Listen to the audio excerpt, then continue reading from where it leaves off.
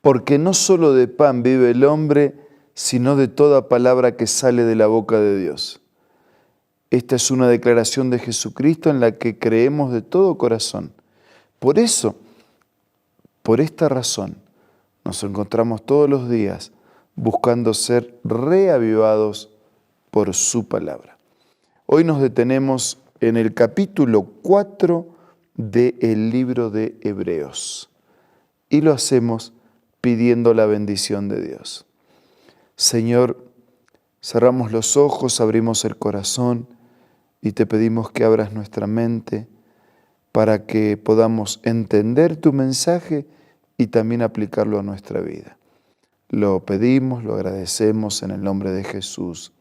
Amén. En el capítulo 4 del libro a los Hebreos, el apóstol Pablo nos presenta el siguiente tema: el reposo para el pueblo de Dios. Y lo hace de esta manera: cuidémonos, por tanto, no sea que aunque la promesa de entrar en su reposo sigue vigente, a algunos de ustedes parezca quedarse atrás. Dice, cuidado, porque aunque Dios sigue prometiendo darnos su reposo, su descanso, y que entremos en su descanso, puede quedar atrás, lo podemos perder. Porque a nosotros, lo mismo que a ellos, se nos ha anunciado la buena noticia. Pero el mensaje que escucharon no les sirvió de nada porque no se unieron en la fe a los que habían prestado atención a este mensaje. En tal reposo entramos los que somos creyentes, conforme a lo que Dios ha dicho. Es decir, para entrar en el reposo del alma, para entrar en el verdadero descanso, tenemos que ser creyentes, confiar en la palabra de Dios. Así que en mi enojo hice este juramento: jamás entrarán en mi reposo. Dios dice, en mi enojo, en mi ira, o sea, en mi justicia, de tanto que me rechazaron, yo dije, no van a entrar en mi reposo ni en mi descanso. Y es cierto que su trabajo quedó terminado con la creación del mundo, porque en algún lugar se ha dicho así del séptimo día, y en el séptimo día reposó Dios de todas las obras. Y entonces el Señor habla de dos reposos: el reposo espiritual, que inicia nuestra caminata hacia la eternidad, y habla del sábado como reposo, señal y símbolo de la creación. Y en el pasaje citado también dice, jamás entrarán en mi reposo. Sin embargo, todavía falta que algunos entren en ese reposo. Y los primeros a quienes se les anunció la buena noticia no entraron por causa de su desobediencia. Por eso Dios volvió a fijar un día, que es hoy, cuando mucho después declaró por medio de David lo que ya se ha mencionado: si ustedes oyen hoy su voz, no endurezcan el corazón. Dios había establecido el sábado, el séptimo día de la semana, como un monumento recordativo de la creación. Y la gente rechazó a Dios como creador, muchos, por lo tanto se quedaron fuera del reposo de Dios. Pero como Dios no desiste de amarnos e insiste en ofrecernos su reposo, paz, perdón, salvación, fe, esperanza y eternidad, convoca a otro día. ¿A qué otro día convoca? Al día de hoy, ahora, al escuchar su voz, al entender su mensaje, al aceptar su palabra.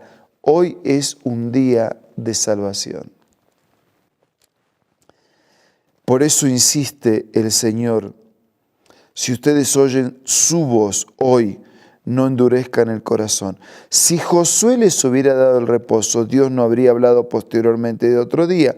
Por consiguiente, queda todavía un reposo especial para el pueblo de Dios, porque el que entra en el reposo de Dios descansa también de sus obras, así como Dios descansó de las suyas. Así como cuando Dios terminó de crear, el séptimo día, el sábado, fue el descanso de su trabajo. Y es más un ejemplo, porque Él no se cansa. Lo instituyó como un ejemplo. De la misma manera, los que aceptan a Dios entran en el descanso, en el reposo, en las bendiciones del Señor. Y eso es un reposo especial para el pueblo de Dios. Versículo 11. Esforcémonos, pues, para entrar en este reposo, para que nadie caiga al seguir aquel ejemplo de desobediencia.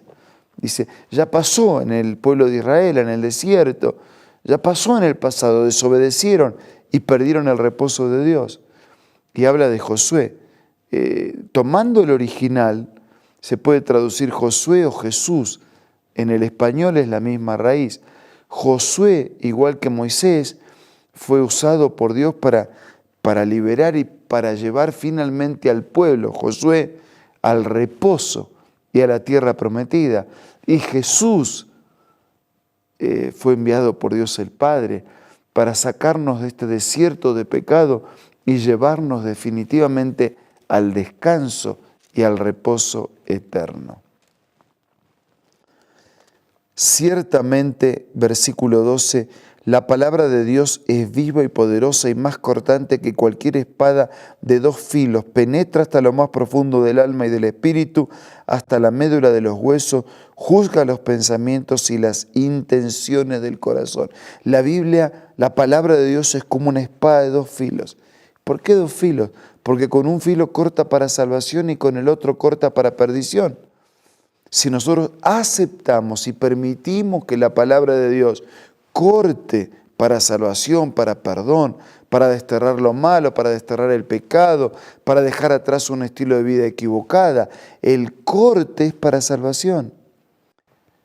Pero si nosotros reiterada, voluntariamente, caprichosamente rechazamos, desistimos, impedimos el accionar de la palabra de Dios, la palabra de Dios que es viva y que es eficaz, deja de ser eficaz y viva para mí. Y entonces morimos, nos autodestruimos en nuestra propia elección equivocada. Versículo 13. Ninguna cosa creada escapa a la vista de Dios. Todo está al descubierto, expuesto a los ojos de aquel a quien tenemos que rendir cuentas. Queridos, no nos engañemos.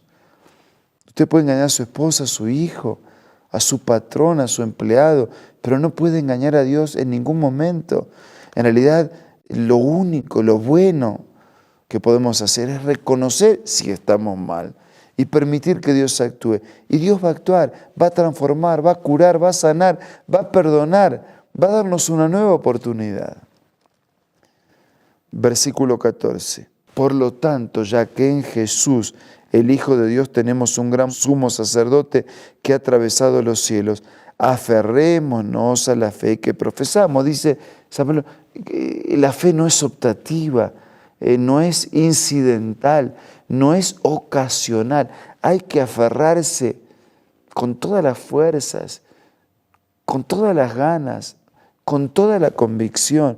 El pasaje anterior decía, esforcémonos, no porque lo vamos a ganar por nuestra fuerza, sino por nuestro compromiso de aceptación del remedio del médico.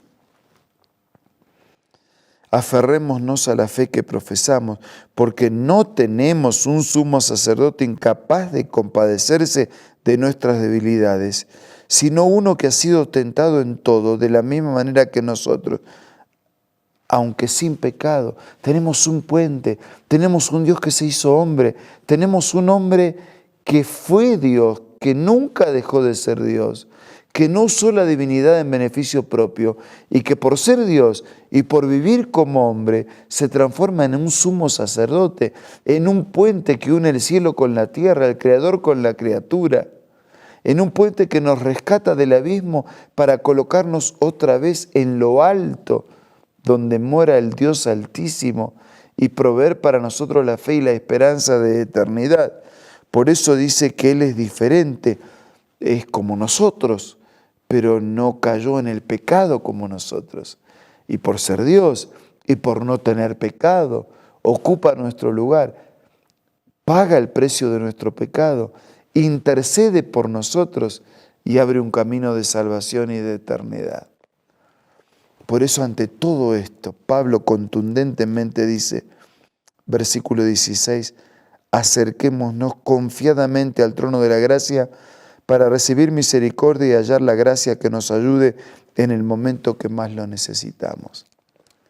Querido, yo no sé lo que usted está atravesando en este momento. Un problema de trabajo, un problema de salud, soledad, odio, resentimiento, culpa, fracaso, no sé, pero cualquier cosa que usted esté atravesando en este momento, cualquier lágrima que derrame en sus mejillas o que se derrame sobre sus mejillas o que quede encerrada en el corazón, cualquier pregunta, cualquier cicatriz, cualquier herida, cualquier situación, cualquier vicio, cualquier pecado, cualquier culpa, acerquémonos confiadamente al trono de la gracia para encontrar el oportuno socorro que supla cualquiera de nuestras necesidades.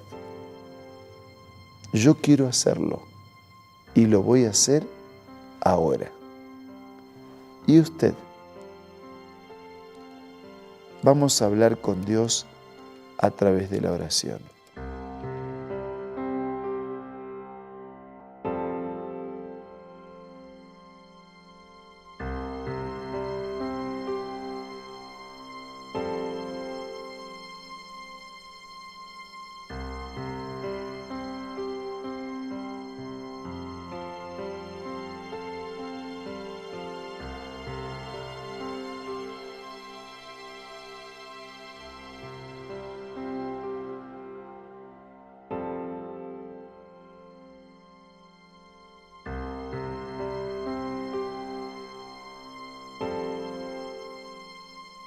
Señor, aquí estamos con nuestros amigos.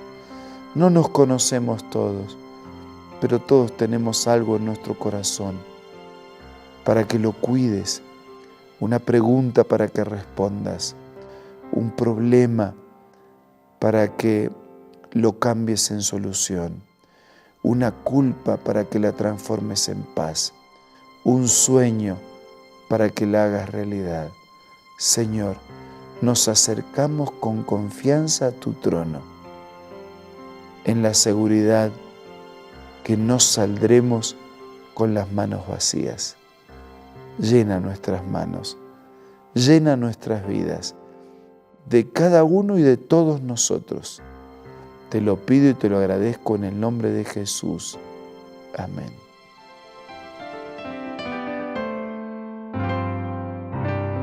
La Biblia, la palabra de Dios, es una carta donde nuestro Creador expresa su amor hacia la humanidad. Es una recopilación de textos que en un principio eran documentos separados, escritos por varias personas, todas ellas inspiradas por Dios. Primero en hebreo, arameo y griego durante un periodo muy dilatado y después reunidos para formar la Biblia cristiana. Está dividida en dos grandes secciones, el Antiguo Testamento con 39 libros y el Nuevo Testamento con 27. En la Biblia se desarrolla la historia de la salvación de Dios al hombre. En toda ella hay una línea conectora que une todo, Jesucristo. Es el personaje principal de la Biblia y el cual trae la revelación definitiva de Dios. Es considerada también el manual de nuestro fabricante. Es vital tener este ejemplar en casa y descubrir su valioso mensaje.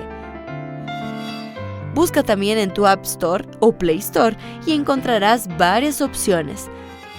No olvides descargar también el aplicativo Reavivados por su palabra y sigue la secuencia de su lectura. La Biblia es la palabra de Dios. Queridos, que este sea un día diferente en todos nosotros. Nos reencontramos mañana para seguir siendo reavivados por la palabra del Señor.